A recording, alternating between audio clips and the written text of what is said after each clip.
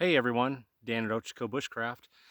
Welcome to part 3 of Real Survival. Now if you watch the first two videos, which you really need to do so that you know where we're at, you have gotten yourself lost. You've got your backpack with you, however, with some basic survival items in it from video number 1. Video number 2, you've made a place to sit. You've assessed your situation, taken a cool drink of water, and now it's time to get proactive. So once those first things from video 1, having your survival kit all done up, taking it out with you. Number 2, you've gotten lost. Okay, you got through the initial panic. You've made a place to sit so you're not on the cold ground. Taken a drink of water, whatever, assess the situation, gone through your gear. Now we're going to get proactive. So this video is on signaling, and I'm just going to show some real basic ways that you can make signals to help get yourself rescued. Number 1, it's hunting season. We're not the only person in the woods. Right now there are thousands of hunters spread throughout the Ochikos. There might be someone just over the next hill from you up another draw hunting. Get the whistle. Give yourself 3 loud whistles. I'm not going to do this real loud, but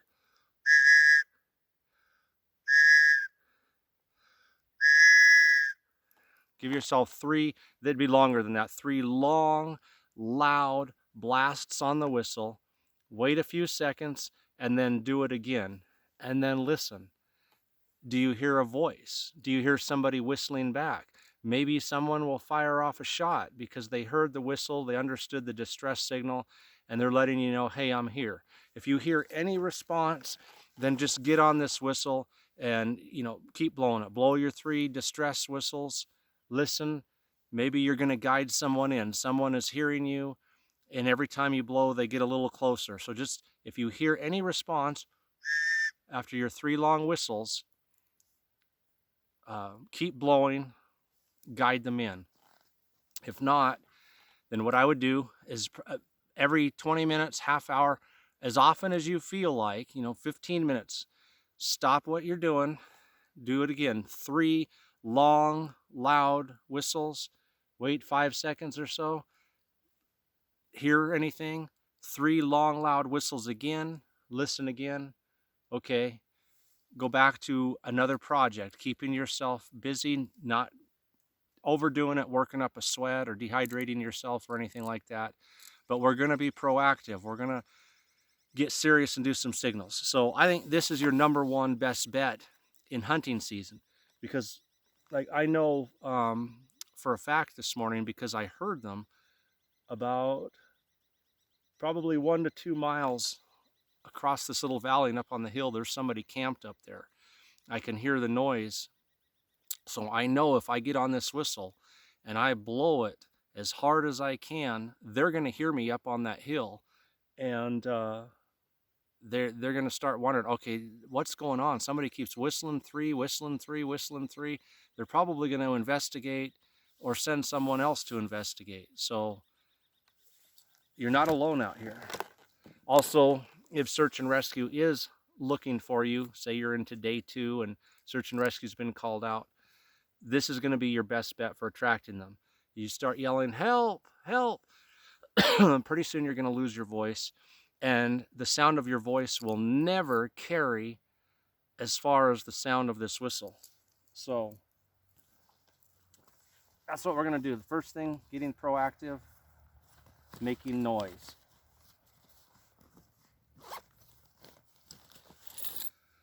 I'm going to crack open my signal mirror. This one hasn't been opened yet, but if you should have a signal mirror with you. Open this up, put it in your pocket. If you happen to catch sight of a vehicle or a camp or anything on a distant hill, start reflecting light. If search and rescue is out here in the Ochikos, they will put up the aircraft. Have this ready so that you can get it out and start signaling. So there, you've now got two ways to be proactive. One, you're creating sound right from the get-go. Two, you're ready to make reflections should aircraft or anything else come over. Other thing we're going to do immediately, get out your big blanket. Now, if it's cloudy, or like right now, it's early morning, the sun hasn't come up over the horizon yet, lay this out in an opening. Try to find, if at all possible, unless you're in the bottom of a valley and there just is no hope of finding an opening, try to find a little opening on a hillside. If you need to walk, say, 100 yards up the hill, use your flagging tape, make you a little path to follow so you can follow it up and back down without even getting more lost. Lay this out in an opening, orange side up. Again, it's just another way of signaling should the aircraft be put up to start looking for you. You got this big 5 foot by 7 foot bright orange square. Now, when the sun comes up, if the sun's beaten down, I would turn it over and lay it down with this side up, because now you're going to have a huge 5 foot by 7 foot, reflective light shining up into the sky that the sun's reflecting on, and any aircraft or something is going to see that for miles, and they're going to circle over to try to see what that is. And they see this, like I said, big 5 foot by 7 foot reflective light flashing on them. And they come to investigate, and then you're down here and you start flashing the signal mirror. The combination of the two, they're on it. They're on their way. They're going to radio the ground crews. The ground crews are going to start looking for you. You get on your whistle and whistle them in. All right. Couple more things.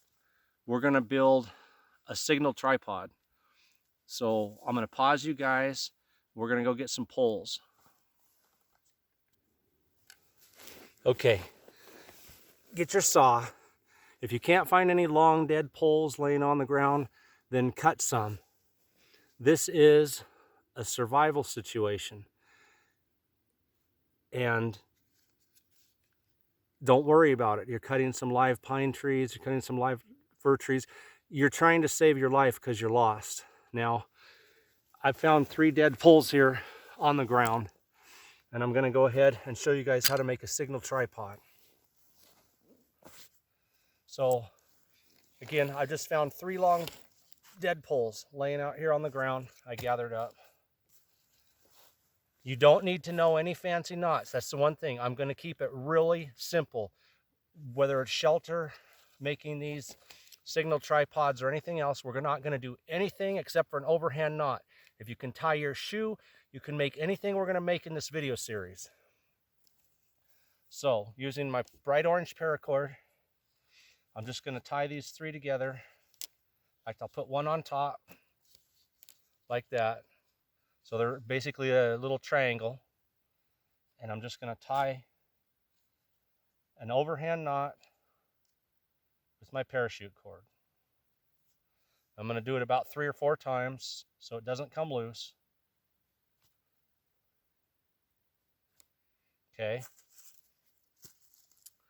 Then you can take your orange flagging tape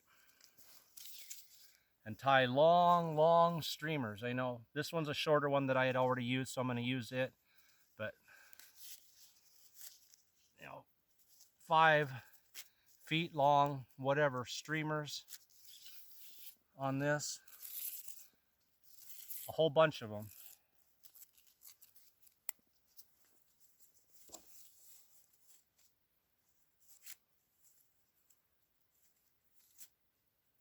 So don't stop at just 2 like I did. This is just for video purposes. But tie you some on all 3 poles, big long ones,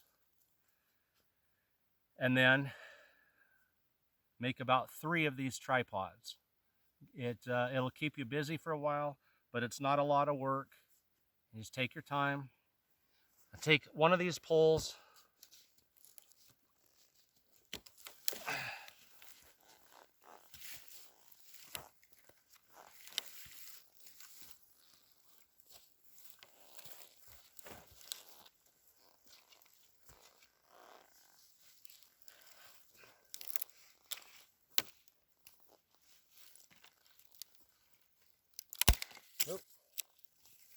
Okay. You see what I did there? Now, I tied this too tight. So I'm going to untie this and I'm going to redo it.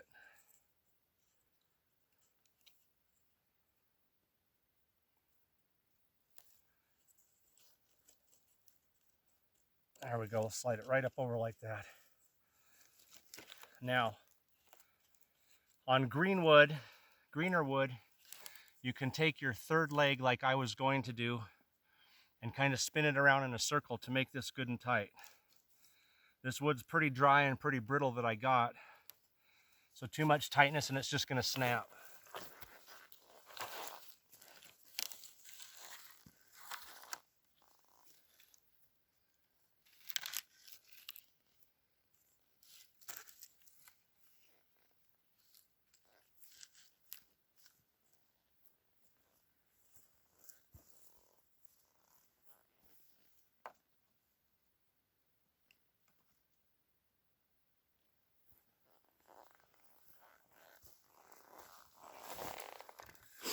Okay. So again, what I would do is tie a whole bunch of streamers on that tripod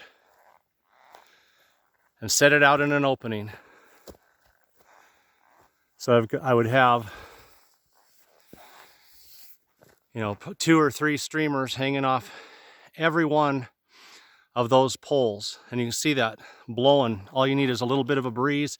Even if there's not a breeze, it's bright orange and can be seen from the air really easily from a distant hillside.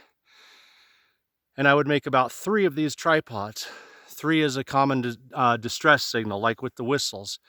So if you made about 3 of these tripods and completely covered them with those long bright orange streamers and set them out in an opening. So I got a meadow here. I just hiked up into a little bit of a meadow this morning. I'm not far from the road, but it was a perfect place to show you guys this.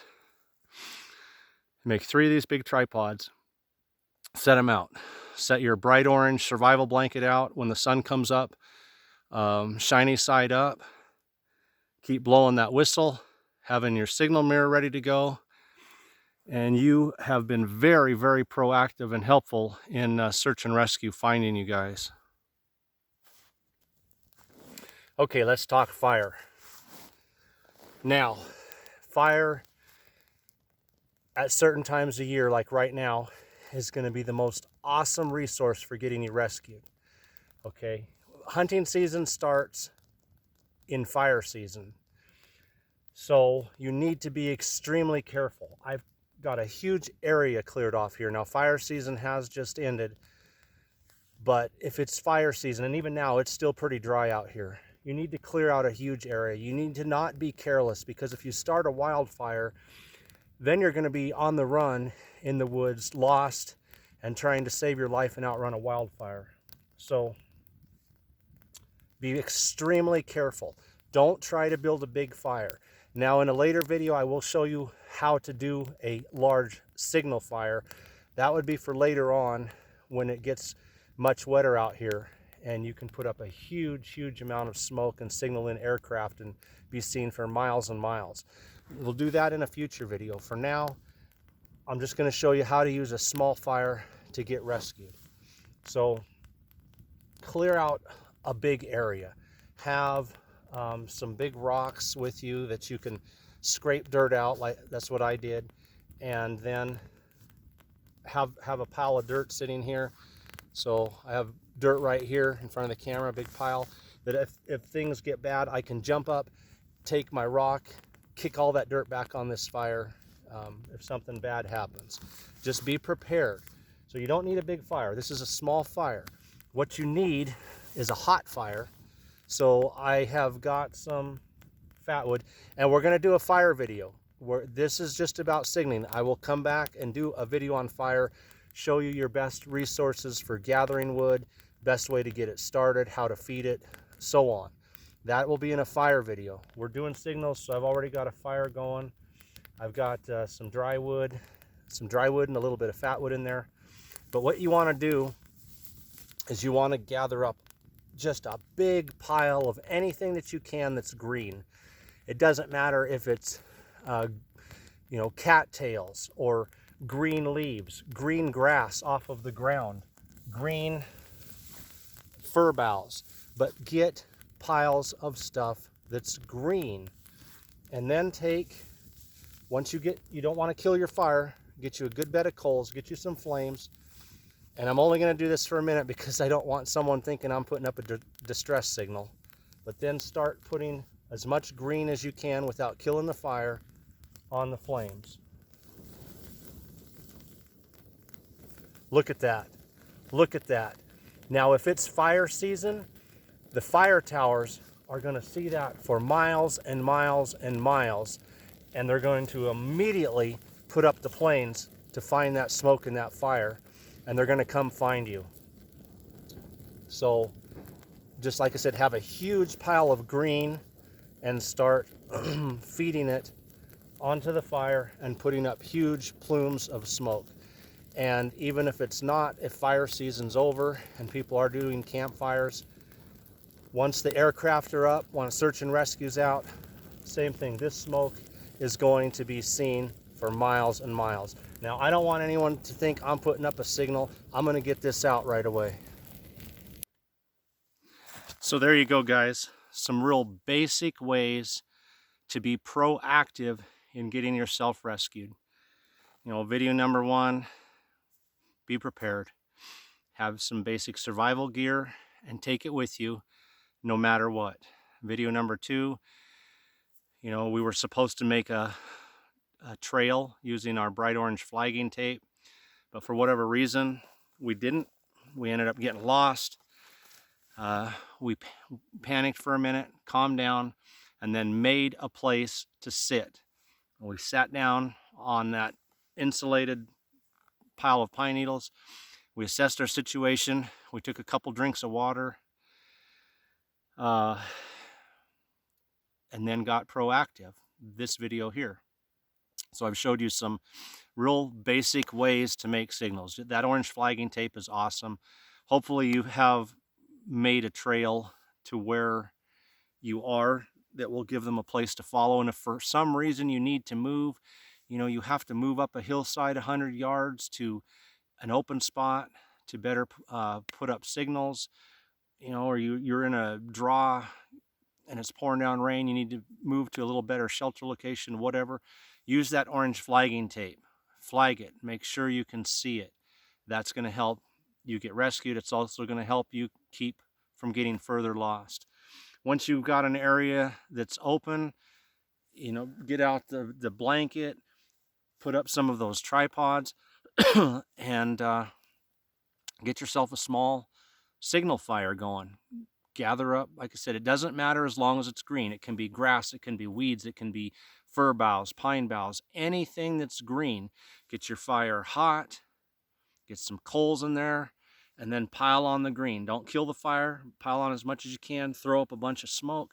When that's all burned up and stuff, throw on some more.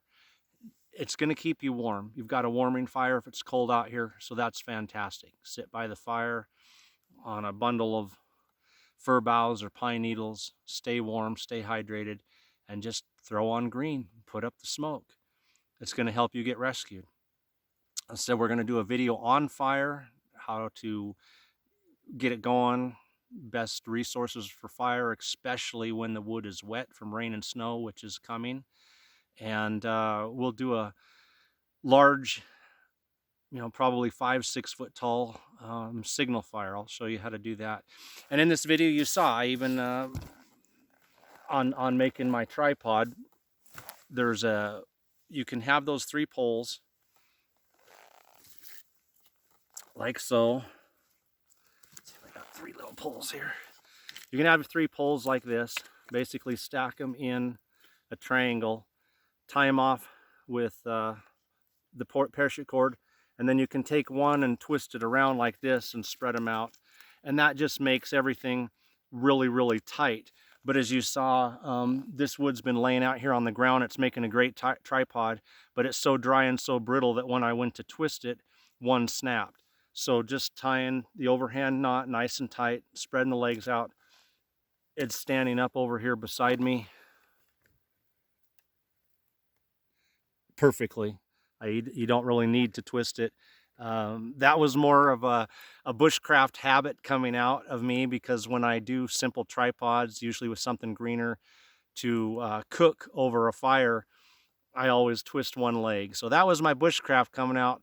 Not necessary, as you can see, for just simple survival. Dan at Ochika Bushcraft, guys. Stay tuned. We still got fire. I'm going to wait for it to get a little bit wetter and stuff so that we can actually hunt up dry wood when it's been raining. We've got shelter. When the snows come, we'll get that big signal fire. So we're just going to keep this series going. I hope that it's helping you out if you're out there hunting, and I hope you hunters are checking this series out. Stay safe, carry your kit, and remember these things that I'm teaching you, because they may save your life. Take care.